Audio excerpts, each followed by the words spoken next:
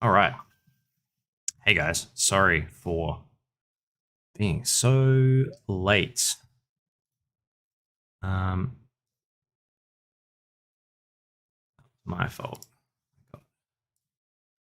I got caught up, but we're here now after a little bit of a break. It's been a couple of weeks, I think. I can't even remember. But we're going to keep going with this little spaceship guy.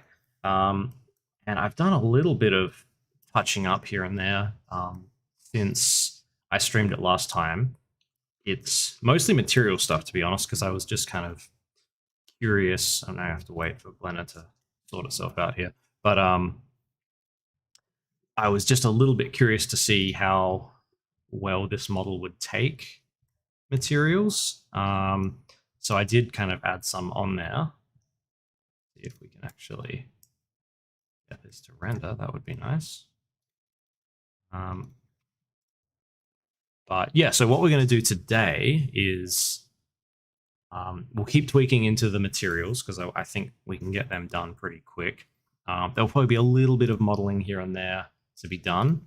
And probably after that, I was kind of thinking about how I want to finish this design, whether it's come on, Blender. We've crashed Blender. Awesome. Um, yeah, I wanted to figure out whether or not this was going to be a kind of like a 3D model that is finished as a design, or if we do like a painting or something. I think it'd be kind of fun to put this into a painting. So we might, we'll get some of these materials sorted out. And if we put this into a painting, it means we can skip a little bit of the real fiddly stuff at the end, like doing real small details and stuff like that, because it's things that we can paint in later. All right, this is definitely crashed, which is a great way to start. Um, we'll restart Blender, see how that goes.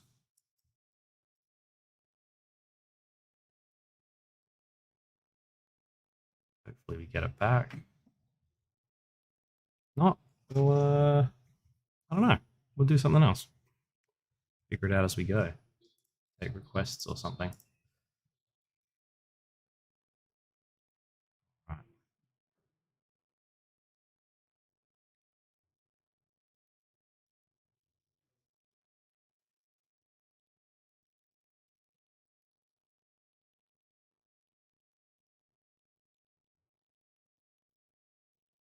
Gosh.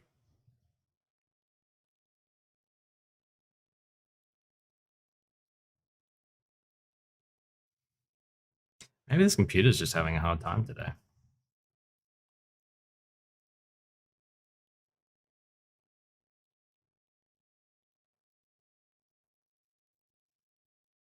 Come on, Blender. This is what happens when you're running late. Everything breaks. Hey, all right. We're back. That's good. All right, let's try and let's compile these materials.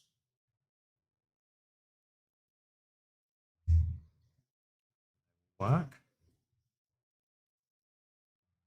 Progress. Progress is being made. This is good.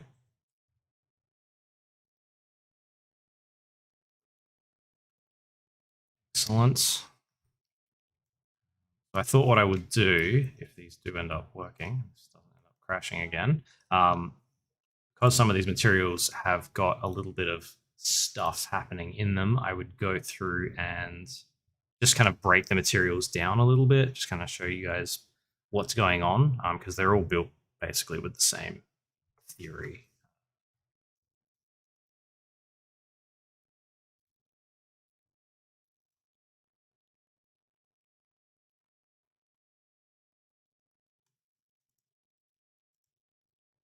Mm.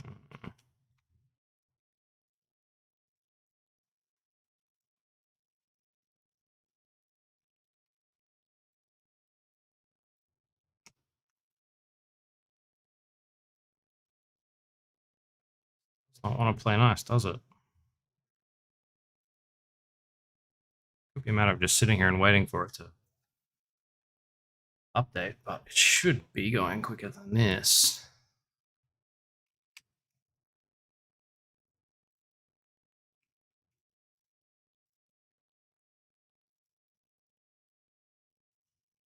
that's probably a mistake.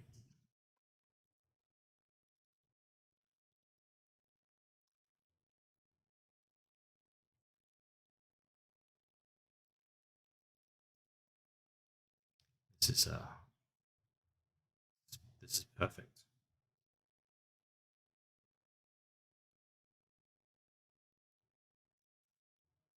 All right, well, we've got Cuda working, so let's just go with that. It's not going to be as quick as optics, but it should be all right. Cool. All right, so we can kind of see what we've got going on in here. So yeah, a few little extra details I've modeled on. Some of these materials I've got working relatively well and how I want them, getting a little bit of edge wear and stuff like that into the metals and things like that. Tweaked a few other things. So the main bit of modeling I wanted to do today was just to do with the gun at the front. I want to work on that design a little bit more just to get, obviously at the top here there's not much going on, just 3 tubes going down into here, but I want to put some sort of barrel underneath this shroud. And that's probably, if we're going to make a painting out of this, which I think we will, that's probably about all we'll have to do. So then we could probably just work on building a little bit of a scene around this guy. And then yeah, we could maybe get a little bit of painting done today, or we could leave that till next week, and then we'll get that all sorted in one session. So we get a nice little, or a nice couple of images maybe rendered out with this guy in them. So yeah, so some of these, basically, one of the things that I wanted to go through with these is the shaders that I'm using to get a little bit of edge wear and stuff. See if we can find a nice example of what's going on here. So let's just isolate this material. And if we get a little bit closer to it, be able to see that it's, if we let this resolve a little bit further, see that we've got a little bit of edge wear here. So we've got some kind of darker metal on the main thing, and then around the edges where you would expect there to be a little bit of wear, a little bit of polishing kind of happening over time. We're blending into a different material in Blender. So there are a bunch of ways of doing this in Blender. So I thought I would just kind of run through a couple of ways that I like to do this. Now, the easiest way to get kind of nice edge masks and stuff working in Blender is you can actually go and buy various material packs that will have these things pre-built. And to be honest, for concept work, that's what I do most of the time because it's quick, it's easy. There's one here that I use a lot. It's pretty simple. If we just kind of isolate this node here, you can see that it has a bunch of different parameters for ways that you can basically mask between stuff. So the black and white things that we're looking at here are essentially what Blender's looking at in terms of blending between 2 different materials. So like a rust and a metal, or a wood and a paint, or something like that. So we've got like a damage mask. We have an edge mask here that basically allows us to detect edges on meshes, which we can use for polish and stuff like that, which is quite handy. There's this one here, which doesn't actually show up because this is not, oh, it does on this one, which is basically like a dirt mask that's meant to be basically rising up from the ground. On this particular object, the object's rotated, so the ground is rotated as well. But basically, it's a gradient mask that gives us a little bit of dirt. There's an opposite one like that, which is, I don't use it very often because it's quite ugly, but kind of a leaking one. And then there's a moss mask as well, which obviously for metal doesn't work great, but on rocks and stuff it can look quite cool. And this node here, the one that I'm using, it's a big node group. I think this particular one is a free one from a place called the Wayward Art Company. So if you are interested in grabbing it, you can just Google it. It's pretty old now. This one, they sell a pack of these, which is about $40. But they have this free one, which is kind of a sample one. And I found it one day and I was like, oh, this is actually quite useful for what I need it to be in terms of doing edge wear and stuff like that. Because if you're doing hard surface stuff, it does the job pretty well. So for instance, if we were to just make this a ridiculous color here, just so we can see it a bit better, you can see much more clearly in areas where we have edges and stuff like that. If we let this render resolve, we can blend between two different things, which gives us a little bit more realism. So the nice thing about this process is if you want to do this in in a better way, it's a matter of unwrapping your objects, taking them into Substance Painter or something like that, and doing your textures in there, which is the best way to do it if you have time. But often when we're doing concept work, it is a matter of working against the clock and trying to get stuff done as quickly as possible. And so this is something I use a lot. The other thing that I'm using in here can be best explained with a couple of cubes is that we just copy these materials across.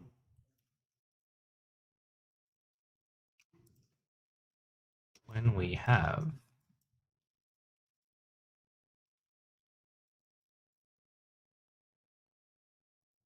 fix that because it wasn't actually working properly. When we just have this mask node here, we're using that as the factor. What we don't get in between objects, as you can see here between these two cubes that have the same material on them, there's a very clear break where they intersect with each other, where we don't get this kind of edge wear or anything collecting in that crevice. And that's fine sometimes, but what I've set up here is a fairly simple set of other nodes that basically just fills in that gap. So if we then back to how it was, you can see that we can also build a little bit of that same wear or that same transition in negative intersections, right? As opposed to positive edges that we have on the edges of the cubes. And that's a nice thing because multiple objects, I can duplicate this as many times as I want. They will still continue to give us that fringing kind of in the areas where the objects intersect, as well as on the edges of the objects themselves. So basically what that is we're using two things. We're using an ambient occlusion node, which is doing most of the heavy lifting, to be honest. So basically that's the thing that's going to get us the interaction between objects, is basically taking a calculation of the ambient occlusion, which is looking at how light falls across these objects. And obviously when you have objects together, I've actually got this ambient occlusion flipped at the moment, so let's flip that back to how it would be. Yeah, so basically that ambient occlusion helps us find those areas inside. And then I'm also using a noise texture just to break up the edges of the ambient occlusion as well. So what we end up, if we multiply those two things together, make the noise a little bit more noticeable, is we get this kind of effect where the noise affects the fringes of the ambient occlusion as well. Using a color ramp, so this gives you a better indication here of exactly what we're looking at. Using a color ramp to kind of bring those things together to just affect the contrast of that relationship at that point. So you can see that if we turn this up, we get noise everywhere, which I don't want. I want to keep that noise clean inside the rest of the image, or the rest of the polygons, I should say. And we get a little bit of an effect that kind of starts to look fairly even across all of those edges. Basically using mix nodes here as well. So what I'm doing, this is just the ambient occlusion, and then we're mixing that in here with the edge detect from the mask itself as well. That goes through another color ramp, which I can just use to affect the overall contrast of everything, which is quite nice. And then that finally goes out to be the factor between the two materials that I have here. So I have two regular principled BSDF materials here. One of them is set to the outside color, I guess, of the metal, and the other one is set to this fringing that I've got. I've also got the fringing itself set to be a little bit more shiny. And then the actual metal itself is still metallic, but it's a little bit rougher. So we get that sense that on corners and stuff like that, where this metal has been polished away over time from things rubbing across it and things like that, it gets a little bit more shiny, because that's how it would tend to work in real life as well. So obviously, the more interesting your mesh is, the more interesting these reactions are going to be. So for instance, if we bring in Suzanne and link those materials as well, we can see from Suzanne that we get smooth. We get some slightly more interesting. She's not even quite quite a bit, we get some slightly more interesting reactions around her eyes and stuff like that. So, and then the same thing with the actual craft itself. We end up with much more interesting interactions than we do on just the cube. So I'm doing a very similar thing across several materials here. So even though we've got different colors, it's basically the same thing happening across that. One thing that I just wanted to work on as one final material thing with this, which we might just do first and get it out of the way, is bringing a similar effect across to the main paint that I have here. This is also it looks a bit complicated, but it's a fairly simple setup for basically getting like a metallic, almost like an automotive paint, essentially, which is using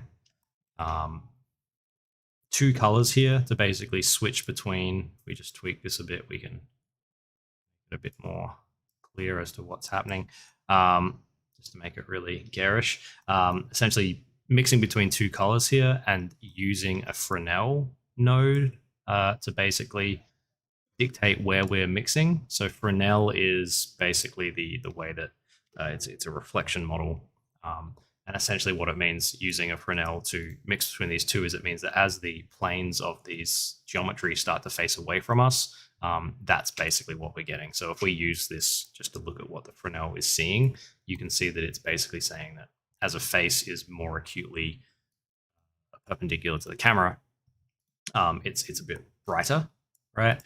If we put a ramp on this, we could make this a little bit more maybe intense, or maybe ramps aren't going to work on. No, ramps apparently don't want to work. That's all right.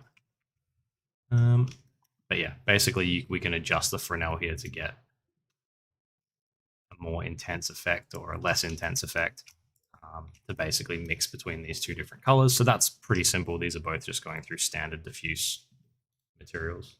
And then up here, we've got another shader, which is doing a similar thing, but it is switching between two glossy materials, which is basically giving us kind of like a glossy coat over the top.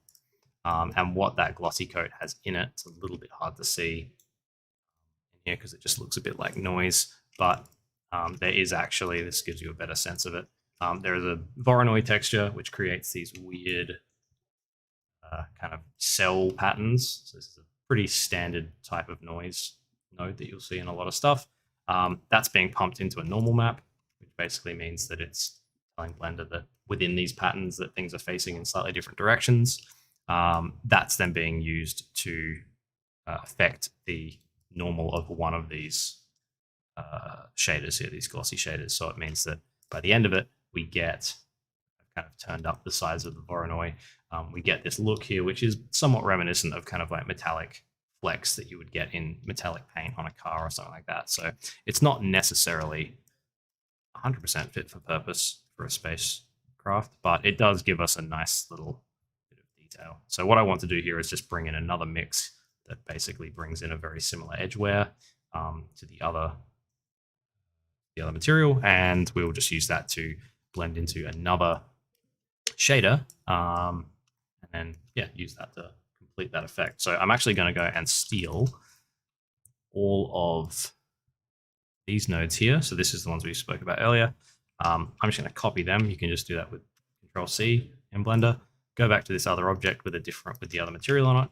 Control V to paste them in. So we now have all of these nicely copied across. On the mask, because this is a node group in Blender, it's currently being used by 3 other objects. So I'm actually just going to click on this number to make this a single user. It's going to make a duplicate of the node group, but it means that any changes I make on here will not be reflected on the other materials, which I don't want, because if I start mucking around with these settings, it will change them on all the other objects as well. So for now, I'm just going to minimize all these to keep it nice and clean. Don't take up too much room. My node setup. And then we'll create a principled BSDF here. We'll make it gray, just so it's kind of vaguely metallic, kind of vaguely metal colored. We'll make it almost fully metallic. Make it pretty shiny. That. And then we will mix this shader here with the final output that we have from the other material, the car paint material. So we can do that with Control Shift, right click drag if we're using Node Wrangler, which will give us a mix. So that basically means we can now just do a straight transition between those two materials with this slider. But if we plug something into this factor, which is going to be the mask we made earlier, this one here, then we can control how those things mix together using the black and white mask. So obviously that's come through backwards. We don't want that. So in order to make that correct way, we're just going to take these two and switch them over. So we'll just have to tweak some of the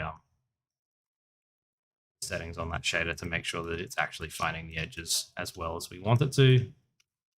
See that down here, on this very distinct edge, we're getting a bit of that. Obviously, I'm not going to make this spacecraft pink, but we can see we get a bit of blend there, but not quite enough. So I'm just going to go through and first bump up the contrast a little bit here just to get a little bit more creep on it. I can check, and that's a little bit more of what I'm looking for. A bit too strong here though. We just have to play around with that basically and get what we need.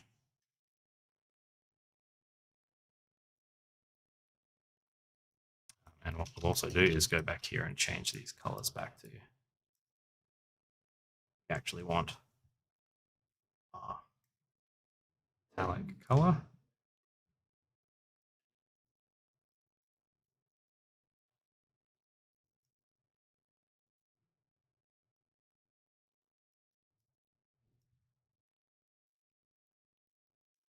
We won't get too much of that metallic Fresnel blend across the edge, but we'll get a little bit, which would be kind of nice. I don't want to make this thing look too fast and furious, so kind of works. So that's all kind of working. So I'm going to pop back to solid mode here because it's just going to run quicker.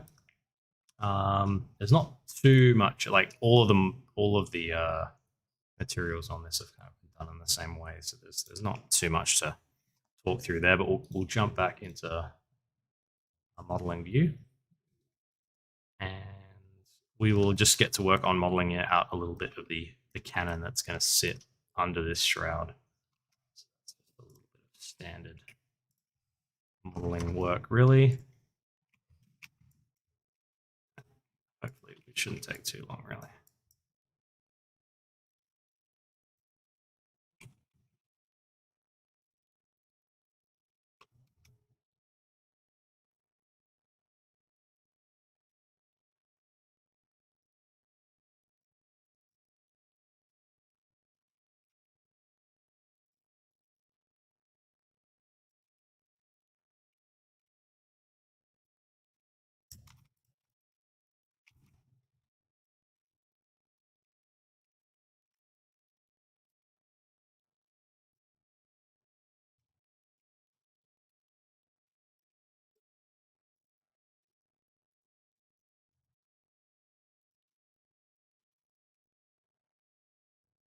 I'm just going to make like a really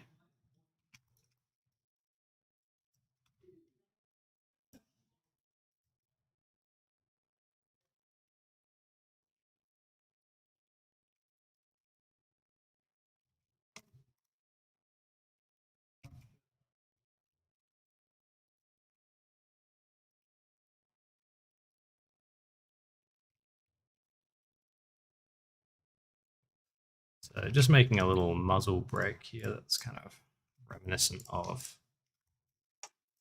slightly more old school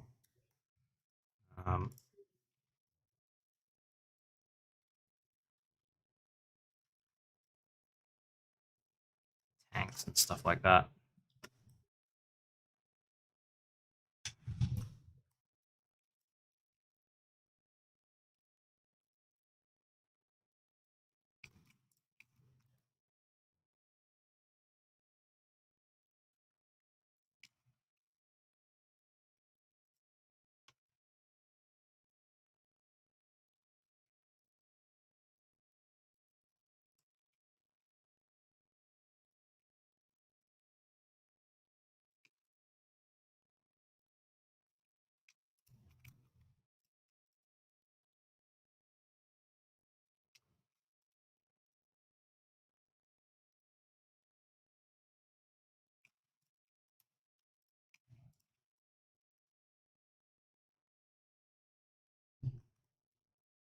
Just using the symmetrize here from machine tools to just basically copy this across on both sides.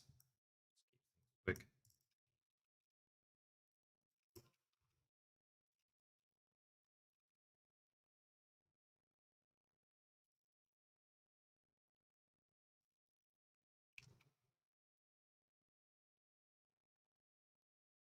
Some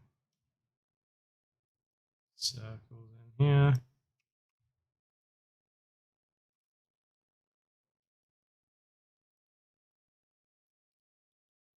Eyeballing these in the center, but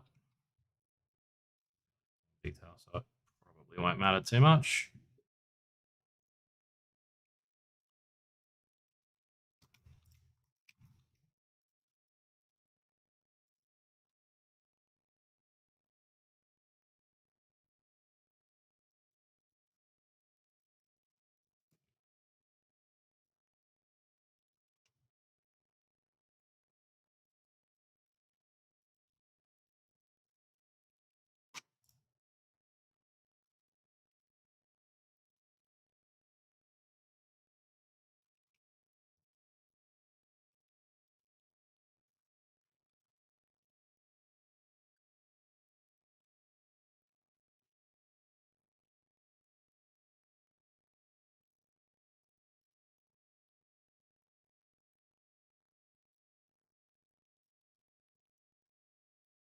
Some interesting holes through this, just kind of like the gas break.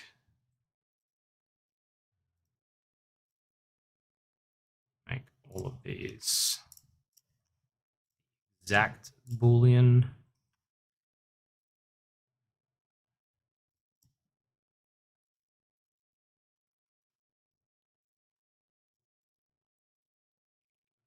Oh,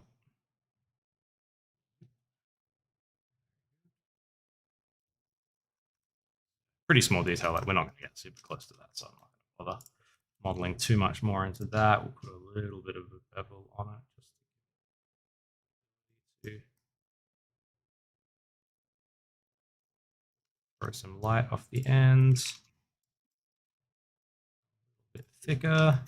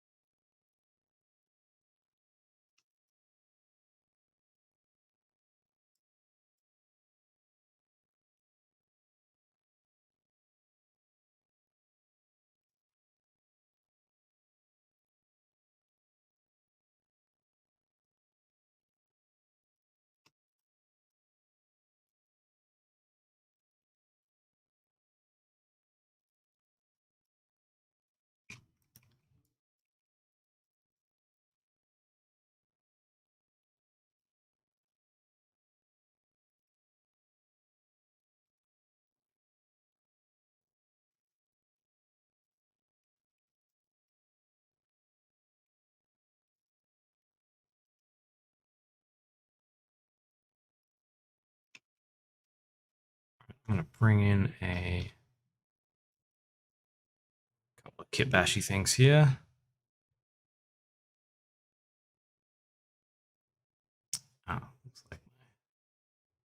Arts library hasn't updated since. All right, just use some other bits. I have one piece in there that I was planning on using that isn't there. So that's right. Make do.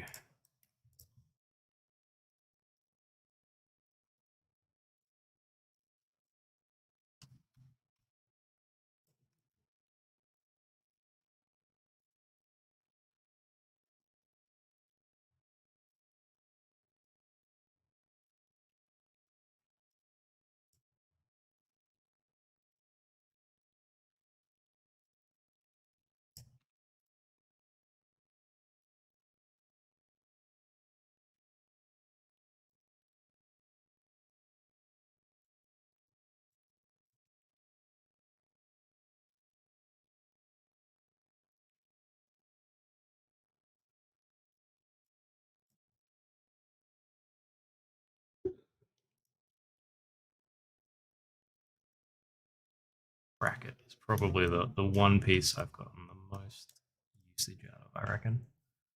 All of the little bits and greebles and stuff that I've made.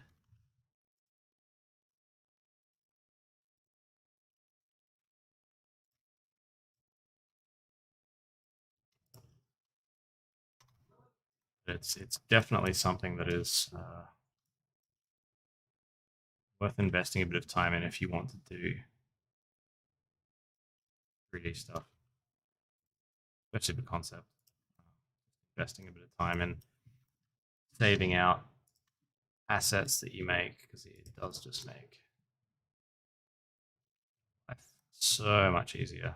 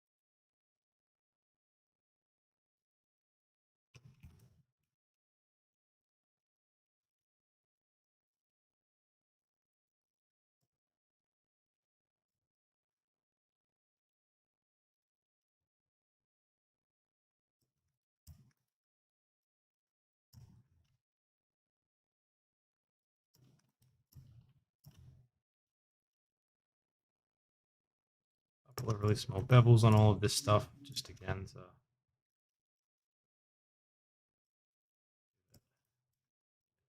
reflect the light a little bit more. Any of that in the center, but that's okay.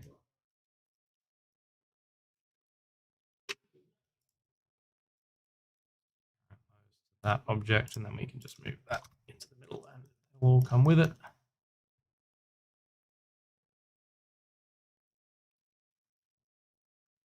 Nice. All right, and let's work on jointing these things together. Base. So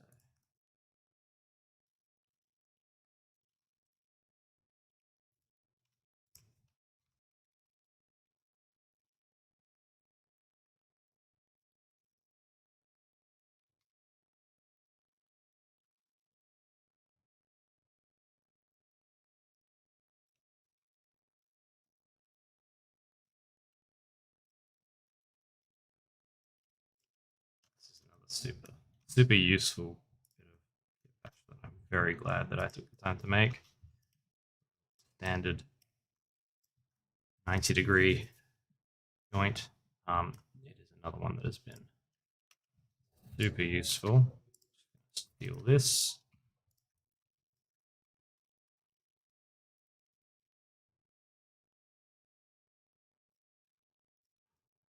if you are wanting to build up some kitbash assets and you're not really sure like where to start, um, best thing I can suggest is go and have a look at just reference for like robotics and machinery and stuff like that, and start to build up all the standard joints and hinges and stuff like that that you can see, because that is the kind of stuff that is it's time consuming to make, but it's universal. Even when you're making the most fantastical designs, there's going to be stuff like that that you will just constantly need to build to make things look realistic. So um, you can always spend, when I've got the time, I like to just spend I'll just put aside, maybe 30 minutes in an evening or something like that, um, just to slow because it's got so many booleans in it. Pretty happy with that. So let's apply booleans and let's apply all those booleans.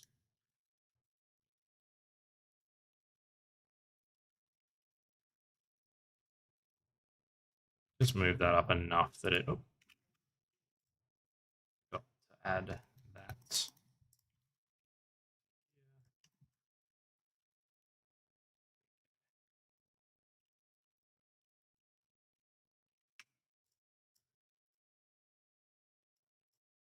I'm going to do here is empty as well.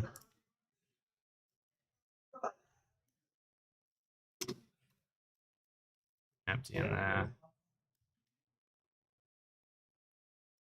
And I'm going to parent all of these objects in the gun to that empty there, which is going to be in the spot where that gun would pivot from as well. Set parent there. So that now means that we can move these around. I have to go them again. We can move these around. Apply the mirror modifier as well. I shouldn't have applied the bevel, but anyway. So now basically we can move this stuff. Oh, we don't want that. Remove parent. So now we can move this around a little bit if we have to. I don't know if we will, but swivel or something like that on the design slightly. But anyway, that's more important to be able to just tilt it up slightly like that. All right.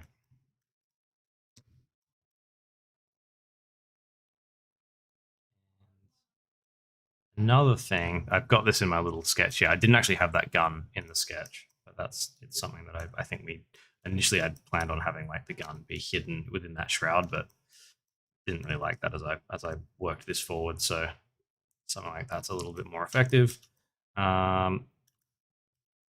Last thing, I think I'm just going to use this because I built this a long time ago and I never actually used it for anything.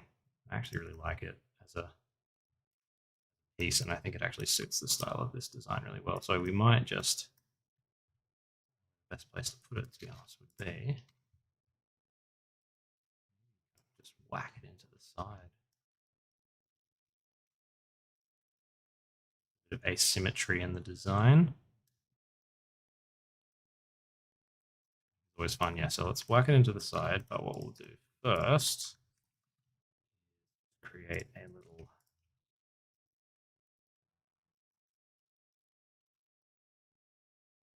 little area that it can fit into. Instead of making it a cylinder though,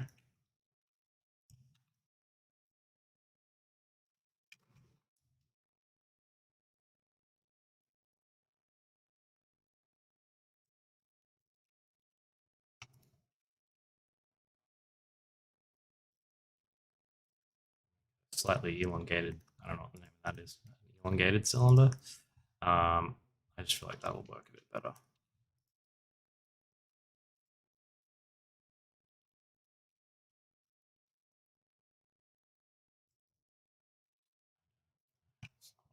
So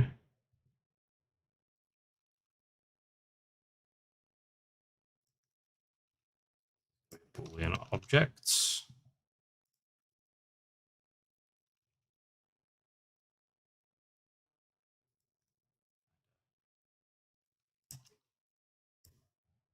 Nice way that that kind of slots in.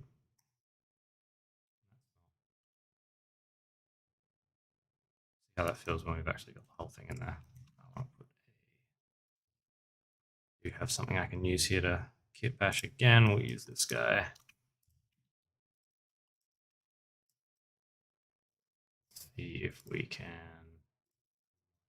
rotation to target. Beautiful.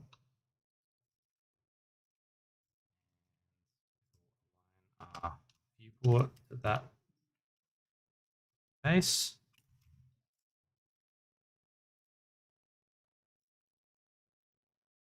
Put that in there so it kind of mirrors the front half of that.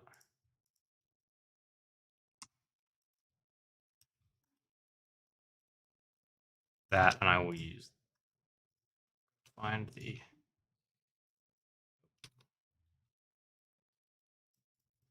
this has an empty in it somewhere that's I don't know why it's not showing up.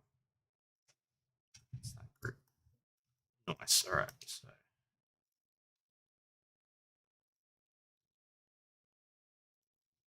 scale that down a bit, and we'll just kind of plonk that on top of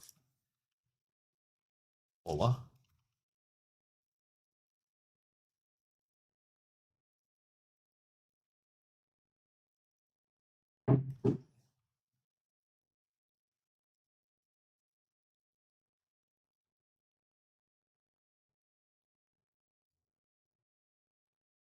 A little awkward, but I don't hate it.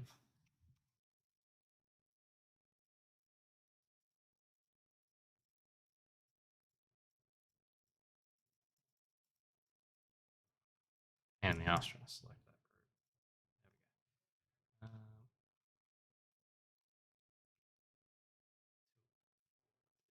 That's cool. So that gives us just a little bit more usable detail front.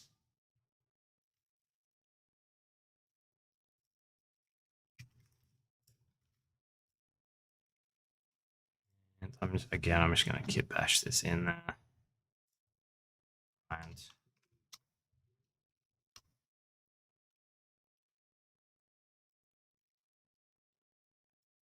something to kind of terminate these pipes into.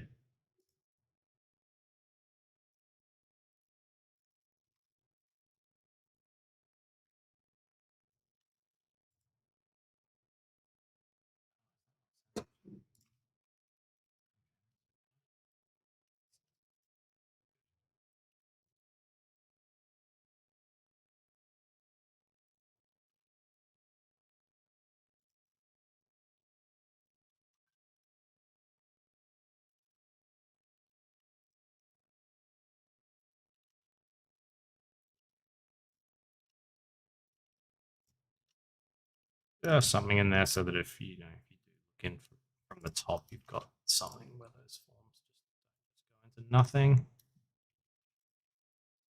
Italy stuff here at the moment.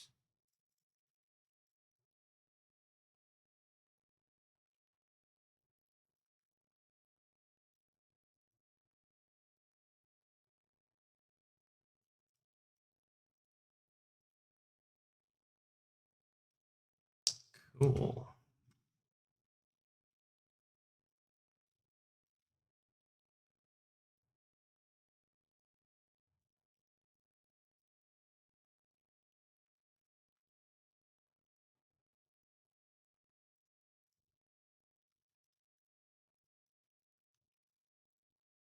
Look at those forms with some light falling on them. Wait, too long for that to update. That's good. All right, so obviously we'll have to apply some materials, but good.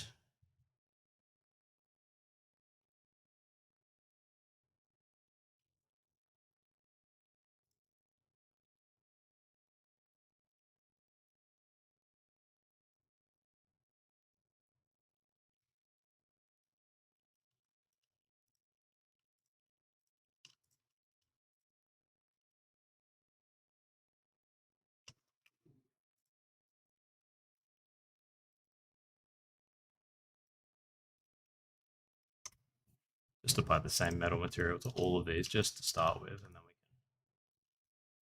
can tweak things.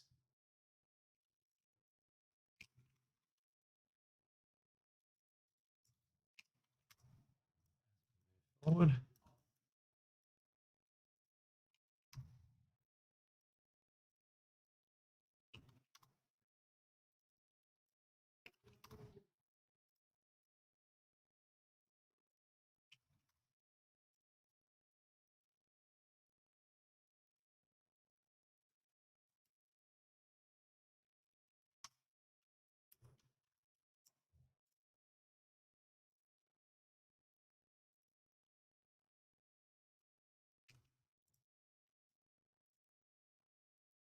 If I've got two metal materials that are very similar, but they just bring a little bit of a tertiary relationship there, which is nice.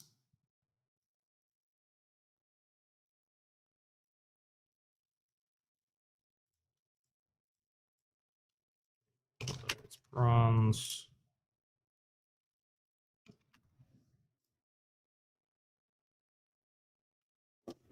That's an old version of a metal material, which I don't want to use anymore. So that.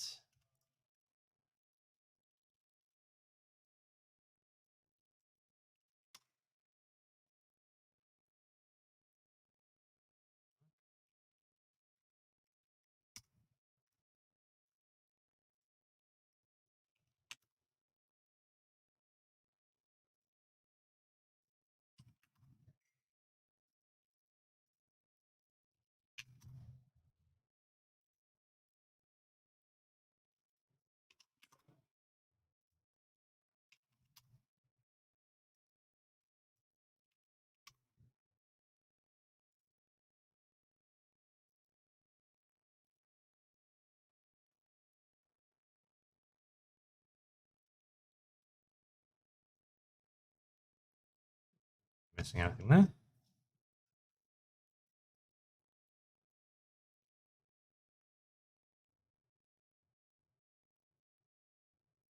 Now we wait again.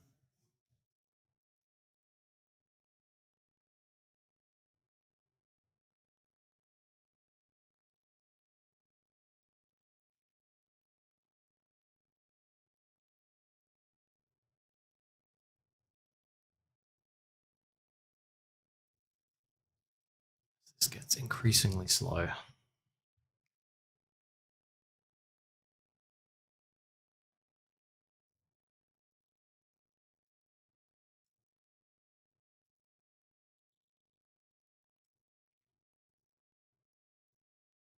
Okay.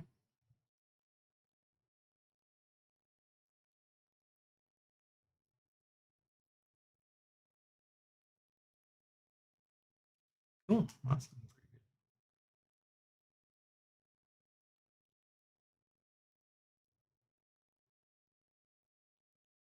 I think really quick, yeah, like if we've made the decision, I've made the decision that we're going to turn this into a little bit of a painting, right?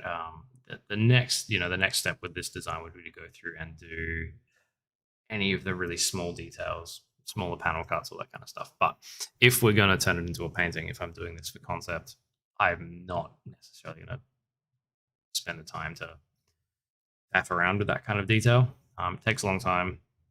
If it's just a concept, you're probably going to have to make some iterations and changes and stuff like that. Um, anyway, so it's probably not really worth it to screw around with that kind of stuff. So I think what we'll probably do for keep them around. Yeah, what we'll do is just get a little bit of a scene kind of built around this. My initial thought for like a nice, simple, easy hero image for this is to have this kind of, it's a little bit of a autonomous gun droid, I guess. Just have it kind of floating through an asteroid field or a junk field or something in space like that can be searching for meant to be hunting. So we can work on building those atmospherics up, building up some asteroids and stuff like that, which is all pretty simple to do. We can do that automatically. Actually, there's pretty easy ways to make that kind of stuff. And if we can do that for like the remainder of today, because we've got about 45 minutes or so to go on that. And then next week we can spend the 2 hours kind of working into that and getting the painting sorted and all that kind of stuff. So yeah, so let's start off by bringing back. I deleted it. I did. I'll bring back my fog cube. Here, isn't it?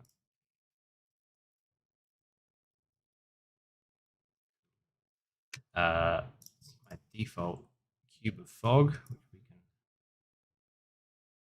bigger, and then turn down the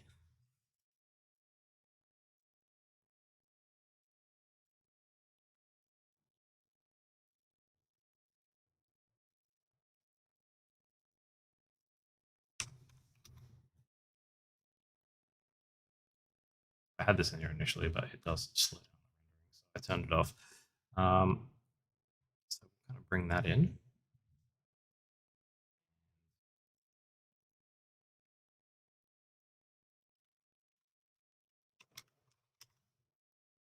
Name our cube.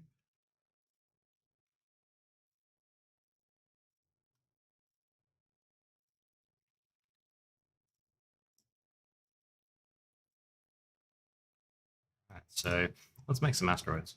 I'll turn this off again just to speed the rendering up, and we'll jump back to material mode. So we're in Eevee, so it's pretty much almost as good, but not quite, but much faster. And yeah, so there's a few. I mean, if we want to just have some asteroids, there's actually a few ways of doing this. Landscape generator in Blender, actually, if I remember correctly,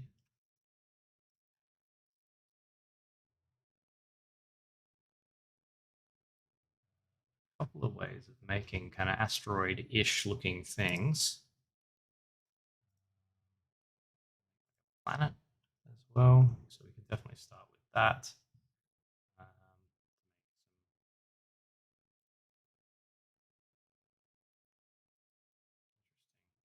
What I want to do.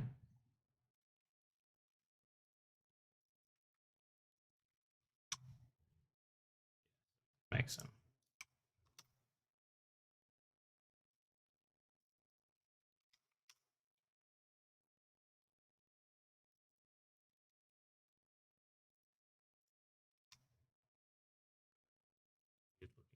Rocks like this, which is not really asteroid shaped, but definitely good for some weird background stuff.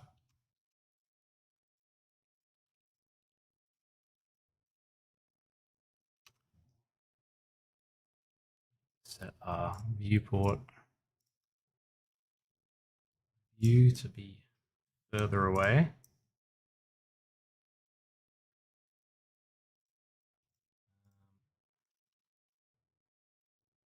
And the other one that you can use, which also comes with Blender, but I think you have to turn it on.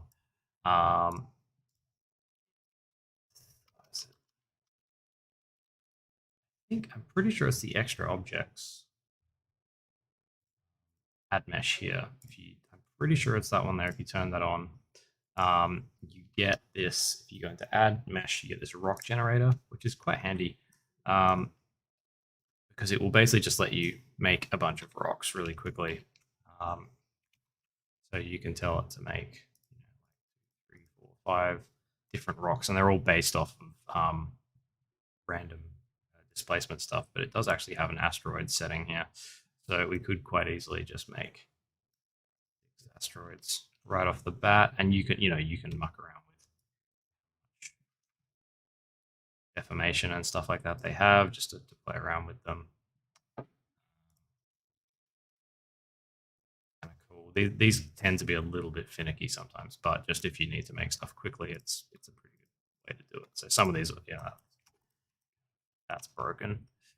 Get a few good ones out of here, then that kind of does the job. These will all still have a bunch of modifiers on them, so I tend to just apply modifiers because if you scale them or move them around, they can sometimes change what they look like. But for what we're doing here, I don't like these anymore. I'm going to get rid of those. But we can get away with rotating and reusing stuff pretty quick.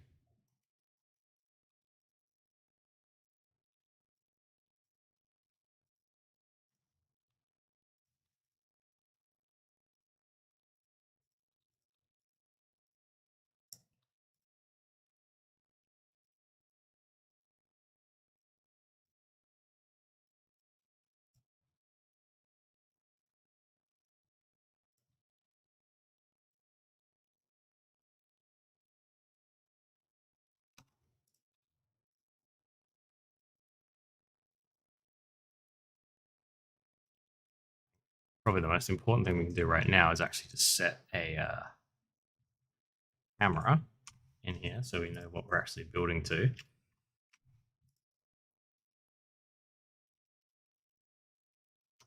A relatively close or relatively long lensed camera like this because better with space stuff.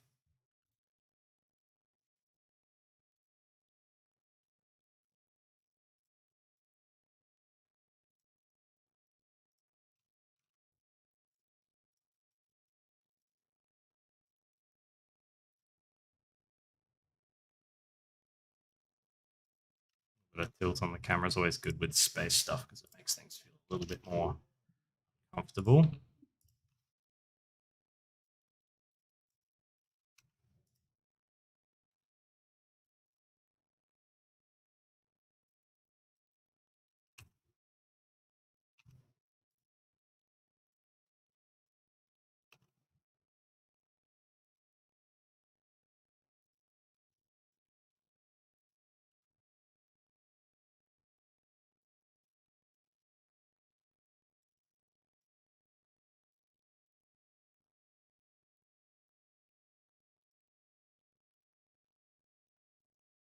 And what I will also do here is just delete all my lights because I've got a bunch of lights in here that we were using just to see what the thing looked like.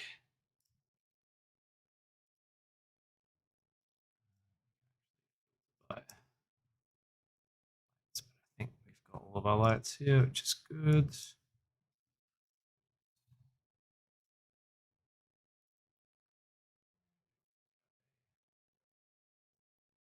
Environment in here. That's good. That's what we want. So if we turn the environment off, we go to 0. Now, obviously, space have much light in it. Update the render again. Nice. All right, so we've got a tiny bit of light coming through with the environment.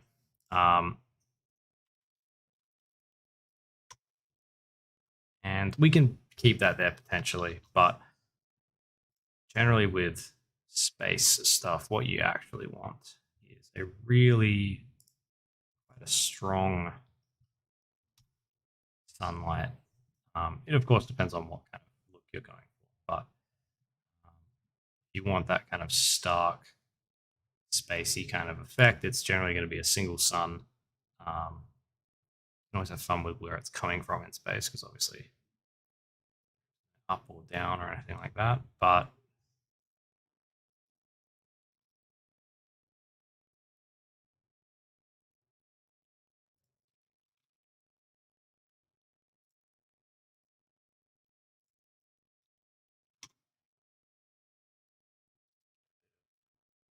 interesting light in here. Not really. Don't think this is necessarily what I want to do with this. We'll turn the fog back on. Obviously, there is not usually fog in space, but cool. And we need obviously a material for our rocks. But just this is our opportunity to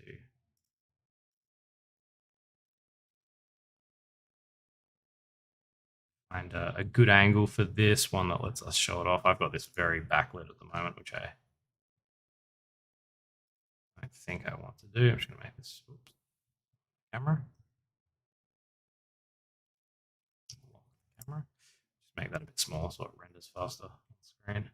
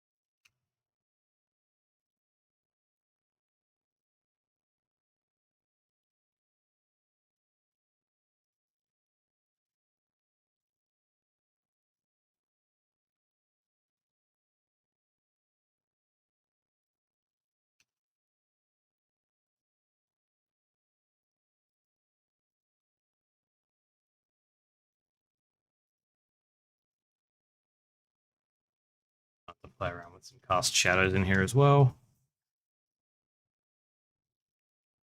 Before we get too far into that, let's actually make all of our rocks have the same material. A little bit of a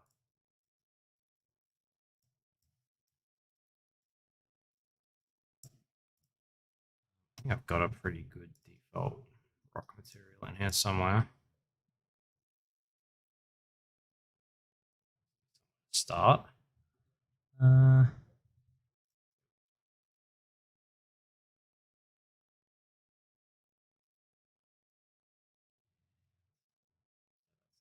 to change a huge amount. It's a fairly glossy texture. The other thing that the main kind of thing that's going to affect what this looks like is the color of our sun. Blue, we could go a bit weird and push it there. It's too glossy though, this material. It's getting so much layer here, so let's just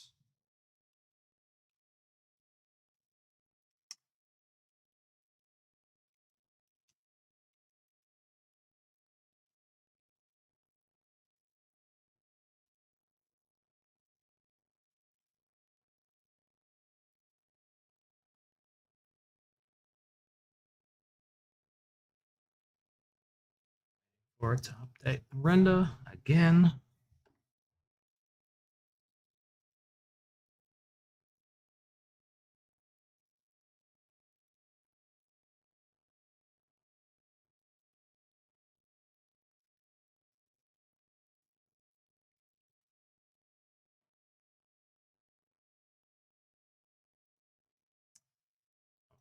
Do it.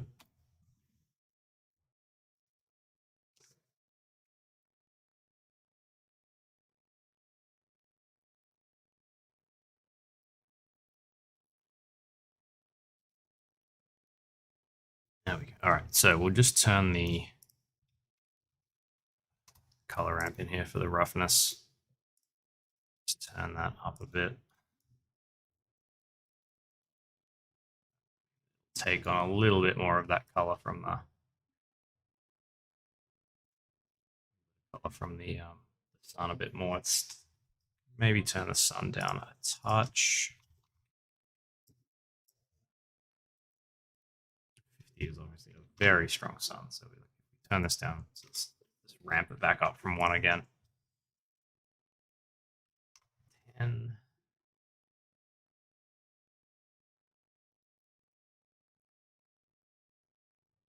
And then, of course, we can also cheat some stuff with our environment as well. So we can, it's a matter of getting the right balance in here.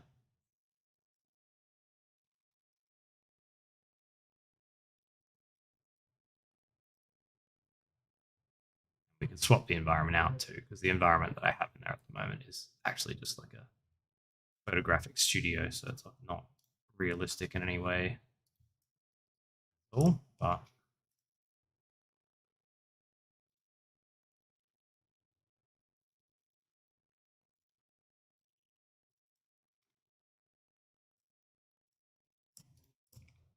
Missed a couple of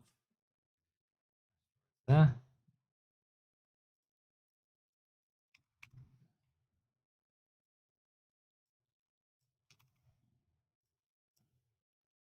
Yeah, I've always found that with space scenes, it's really a matter of just the depth is always something that's really hard to portray. So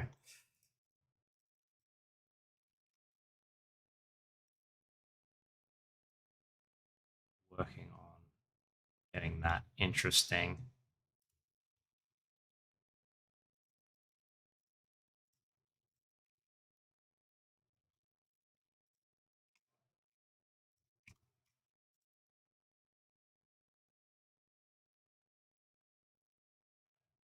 Pushing things into the scene. I'm also just going to run a that just to make another new asteroid shape.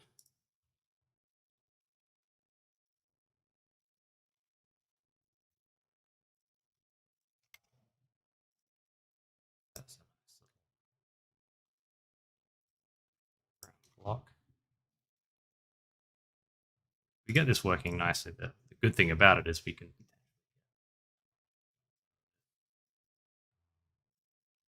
one scene fog down a bit.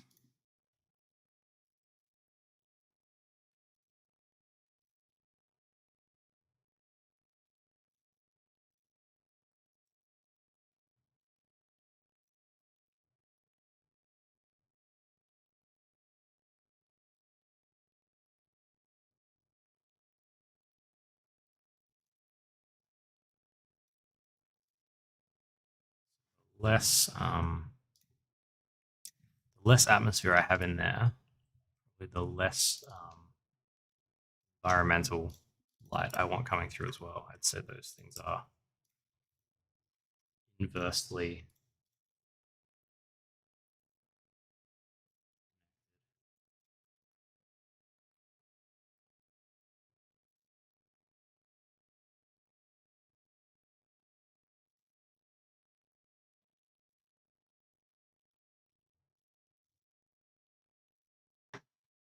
Obviously, we've got some scope to paint further into this, so we can, we can establish some form and stuff elsewhere if we need some things in the background.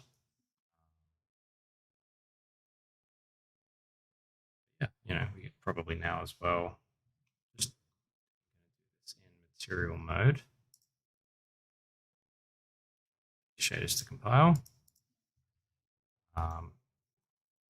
We can now, we could go searching for some other cameras potentially.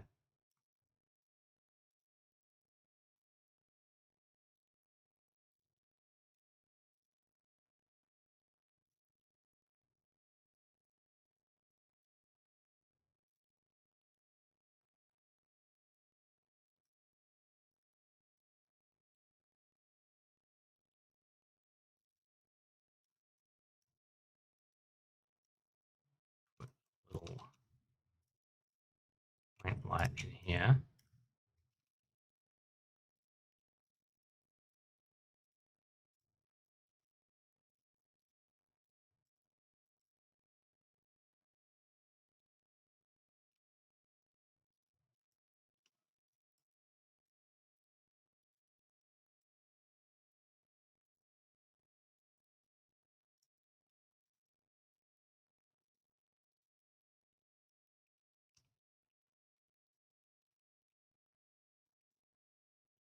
Some little running lights or something in here as well. A little bit more interest to kind of push off of. And we'll chuck a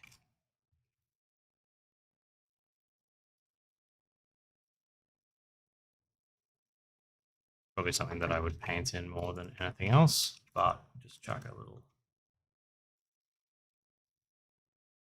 light in there just to fake the plasma jet or something like that.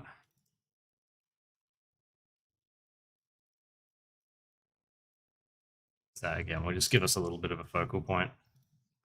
Oh, every time we have to sit here and wait for the shaders to update.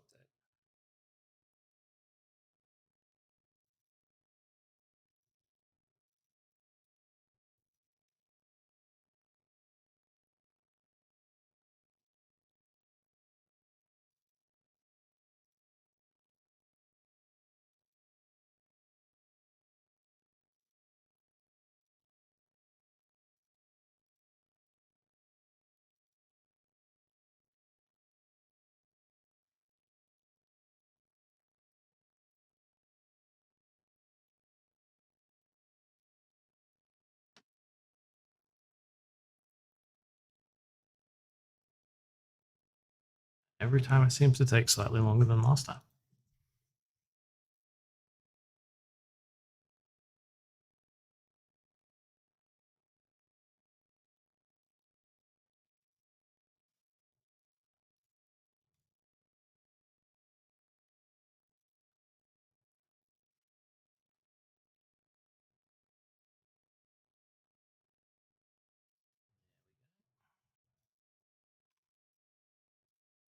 Just make a new camera here.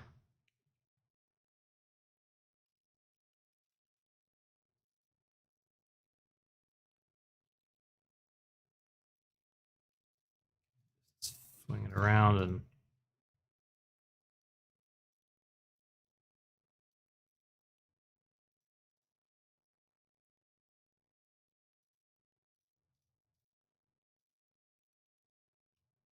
see if we can find some other nice, interesting shots.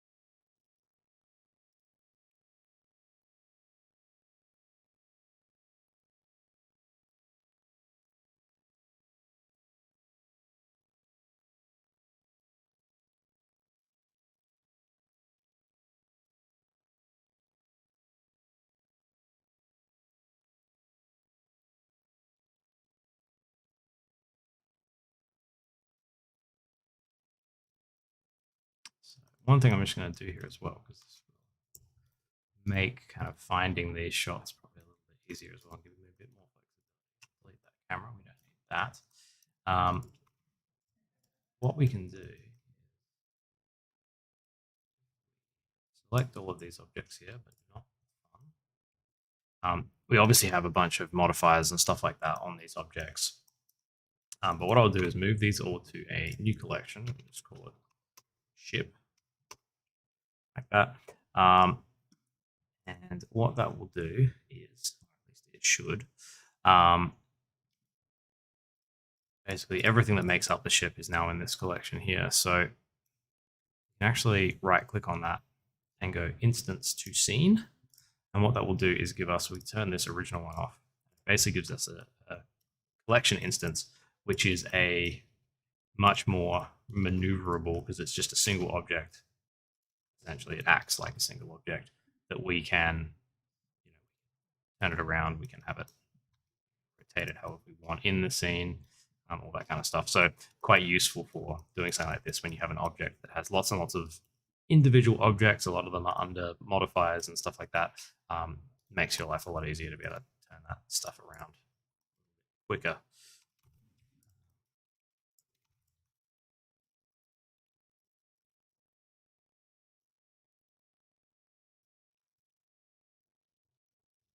Quite like that angle there. I think kind of a low one with it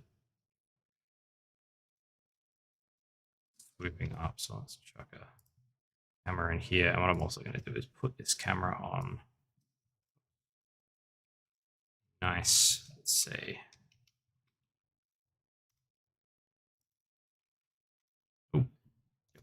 correct. A nice kind of cinematic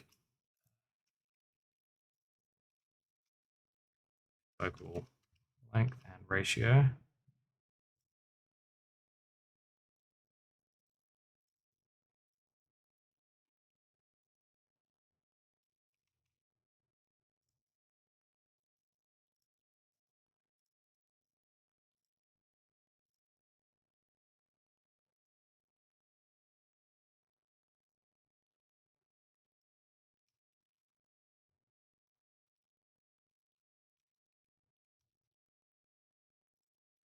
That is kind of cool. So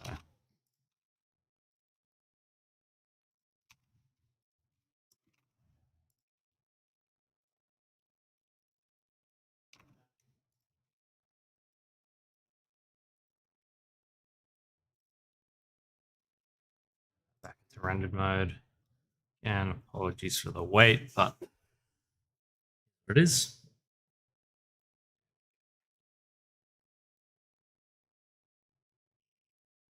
It's starting to look kind of nice. I think we're getting a good level of atmosphere, good level of the lighting's working quite nicely.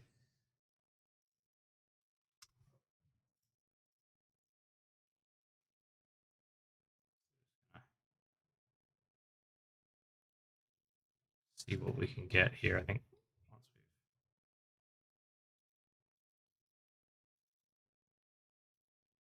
we like these tones, we're kind of catching on the asteroid in the background. Keep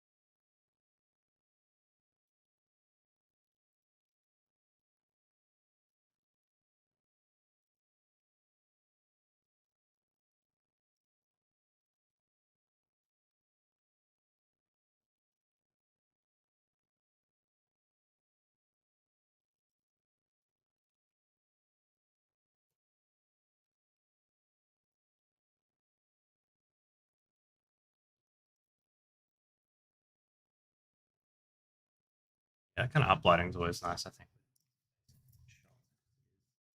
it always looks a little weird.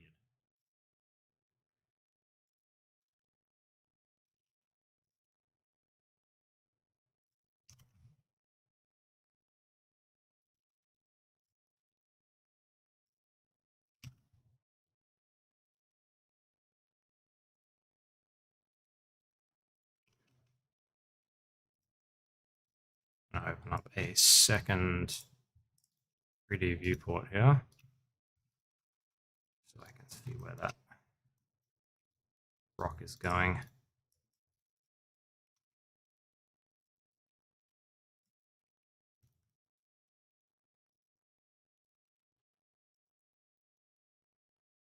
Want to move away. Still be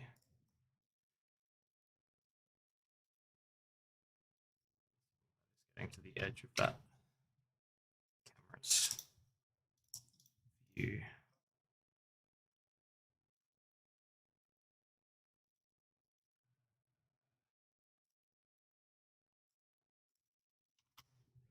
There we go. Oh,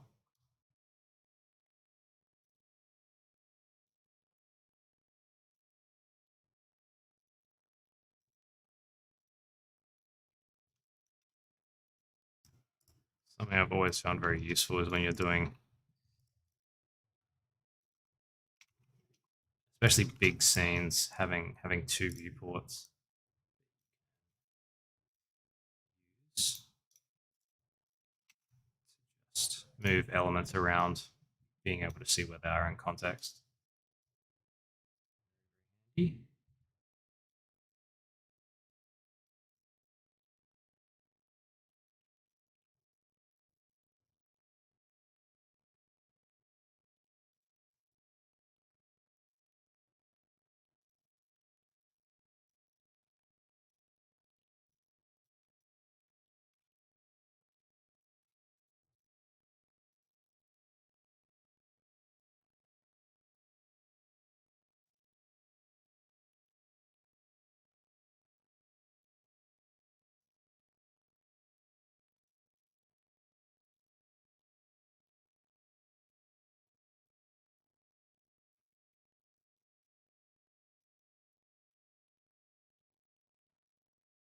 So that's working pretty well. I think what we'll do, I'm not going to obviously kick this render off on stream because that's completely boring. But what we might just do for the last 10, 15 minutes that we have is we'll just run through kind of like some of the rendering options we have within Blender, just so if you are working on a concept in Blender and you haven't done a lot of rendering, you sometimes, you know, it's a bit confusing to be like, okay, how do I actually get this image out of Blender and into Photoshop, whatever it might be. So using heavy poly, you do get in your scene options a little menu here, which is kind of a collection of often useful settings. But we'll kind of go through these and I'll show you where they are in normal Blender as well if you're not using heavy poly. But essentially,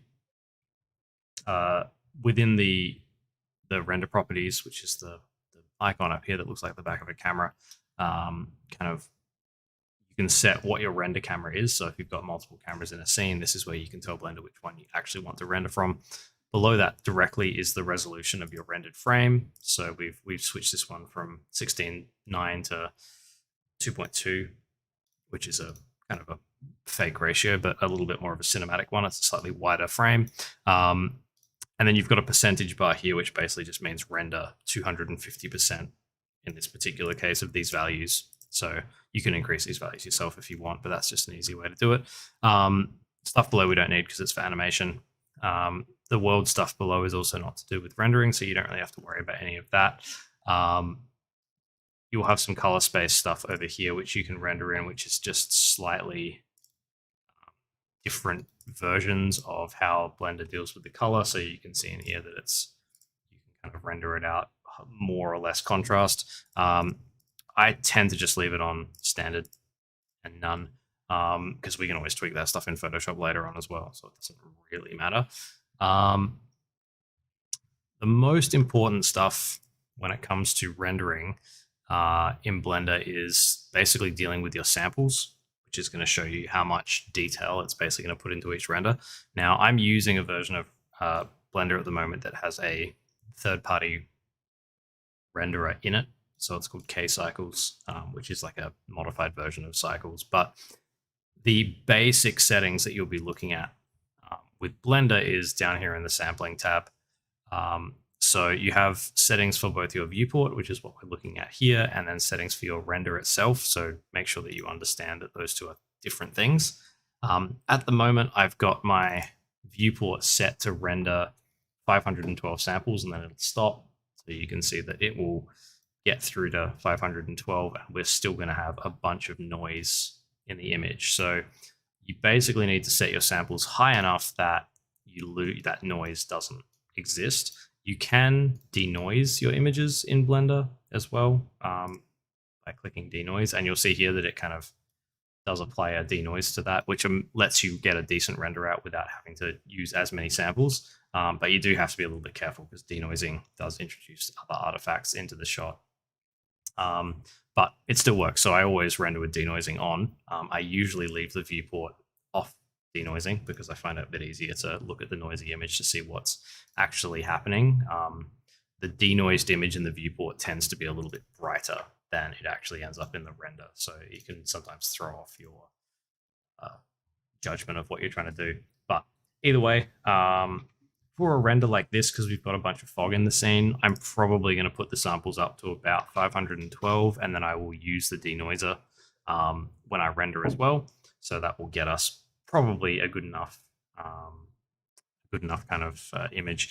The next thing you'll want to look at is down here in the performance tab, which is basically whether or not you want to use tiling. Now, Blender 3 and onwards kind of has it likes to render without tiling, but if you don't have an amazing GPU, clicking on tiling can be helpful, and setting this down to some fraction of your final resolution. So if you've got a half decent GPU, maybe 1024 is good, and that basically means that it will split the image up into 1024 pixel squares when it renders, instead of trying to render the entire thing at once. And then that's pretty much. No, actually, maybe we can kick the render off, and we'll kick off a version of this render so you can just see what's happening. But basically, the way that you render in Blender is it's a good idea to not render when you actually have a rendered viewport as well. So if you set your render to set your viewport to wireframe mode, that's the best one to use because it uses the least amount of memory. Another little tip, come up here to the render menu and click on lock interface. That basically means that when you hit render, it's going to freeze the rest of Blender, which again, just frees up memory. So if you are having issues with renders taking forever or for renders crashing because your computer's running out of memory, that can be one way to help with that. And then basically once you have your camera set, you've got your render camera in the right spot, you've got all of these settings where you want them. Basically you can just hit F12 or you can come up here to the render menu and go render image. And what that's going to do is it'll open up a second window here, which is the render viewer. And it will start to set up your render. So it's going to basically load everything in. You can see here that this particular image is going to be rendered in 18 separate tiles, which is what we can see up here. And it's currently rendering the first tile. It's done 64 samples of that. And it will, at this point, you may think the Blender has frozen, but it usually has not. So you can see that this, very relatively slowly, this render will probably take about 10 minutes. It says 6 minutes up there, but it'll probably take about 10 minutes. It'll go through and it will render all of these samples. Now, you'll see, even though we're just looking at space here, there is still a lot of noise in that tile. From my experience using the denoisers and stuff like that, I think that's going to be totally fine by the time we do get through to the end. But you may have to just experiment with that stuff a little bit to get exactly the result that you want out of that. So that's just something to be aware of. So this will basically, like I said, I won't leave this going at the moment. We'll add a few more things to the scene just in the last few minutes, but this will basically happily chug through and render the rest of the image out. So this is going relatively quickly. It shouldn't take too long, but that's basically what we're trying to do with rendering in Blender. Once you do have the final image, you can basically come up here to I can't click on it at the moment, but the image tab, the image menu here, which will have a save image option. So you can it'll kick you into a regular Blender saving menu. I generally save my renders out as PNGs. JPEGs don't come out of Blender particularly well. They come out a little bit fuzzy. So PNGs tend to work a bit better for that stuff. But yeah. So we'll just cancel the render for now. We'll do for next week's stream. I'll just render this off stream and have it ready to go next week. So we'll just cancel this and hopefully it won't take too long to kill itself. There we go. The other type of render that I tend to get out of Blender when I'm doing paintings is a workbench render, which basically lets me do a render that looks like this. So you can see that here, which basically just gives me flat color silhouettes for every single object in the scene. So this makes it really easy to make selections and stuff like that when we're painting in Photoshop. So I'll do two renders. One of them will be my final rendered image. The other one will be this workbench render or a material ID render or whatever you want to call it. And so to set that up, you basically, in your scene here, you can see I've changed the render engine from cycles to workbench. We change a couple of things in here. We can turn on high quality normals, but we need it. Sampling for the render for this, honestly, because they're flat colors, you don't really need to punch this up. But this is basically just going to be the anti-aliasing. So I usually use about 5 anti-aliasing samples, and that stops us just from having fuzzy edges here or jagged edges where things might alias, because then your selections won't actually line up with your rendered image, and that's annoying. Then the other things we just have to choose here are to set the lighting to flat and to set the color to random, and that's pretty much it. So You might find sometimes that you have two objects. It's not actually happening in this scenario, but for instance, sometimes you have two objects like this where they're actually exactly the same color. These two are slightly different, but obviously when you have that as an issue, that's going to cause problems later on, because if you need to select, for instance, the spacecraft in front of the asteroid and they're both the same color, you can't do that. So to fix that, the easiest thing to do is actually just grab one of the offending objects and just duplicate it, and the duplicate will get a different color. And then you want to go through and then just usually have to like click on it a couple of times, select the duplicate that was the wrong color, and then just delete it. So if we do that in there, I have a yellow one and another yellow one there as well. Just delete one of them, and that will give you the result you need, right? So if you duplicate something in Blender and then so I hit Shift D, it'll be attached to my mouse like this. I can move it around. If I just right click, it will still duplicate it, but it'll snap it back to its exact position in space that it was in before. So that's how you can sort that problem out. So these renders take usually just a couple of seconds. They're really, really quick. There we go. Oh, I've got an extra little. Oh, okay. The reason that's happening is because I have my collection in here, which is my my ship here, but I've still got that actually set to render. So that's going to still render like that.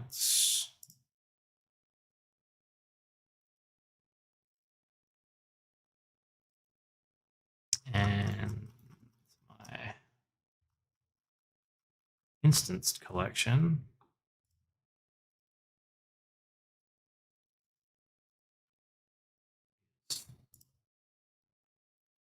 Somewhere.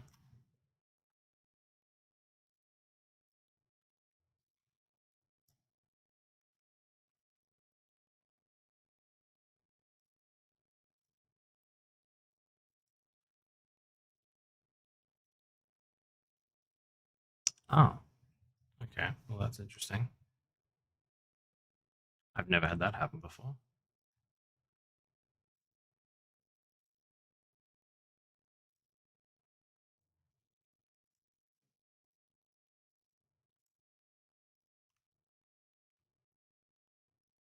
Huh. Well, I'll have to figure that out because I've got some visibility issues going on there, which is interesting. But anyway, I'll sort that out. That's fine. And yeah, so that basically will be the two kind of render passes that we need to sort out. And usually what I'll do with the workbench render as well is I'll turn the fog cube off, because that will actually come through. You can see it here in the background. This big blue or green object is actually that fog cube that we're inside. So I usually turn that off for the render. But yeah, if we've got those two renders sorted out, we'll do them between now and next week so we can paint over the top. And we'll be good to go. We'll move that rock a little bit because that's a terrible tangent. But that's not too bad. And yeah, that'll pretty much be it for that. Get those renders out. Next week, we can just concentrate on painting some, little bit of extra details into this and all that kind of stuff. That'll work pretty well. So yeah, we'll probably leave it there for this week because we don't really have anything else to get through on this one at the moment, except for the painting. So we'll leave it there this week and come back same time next week, I reckon, to get some painting done on this and get a nice final image out the door. Yeah, so thank you for hanging out if you're still around, and I'll see you guys next week.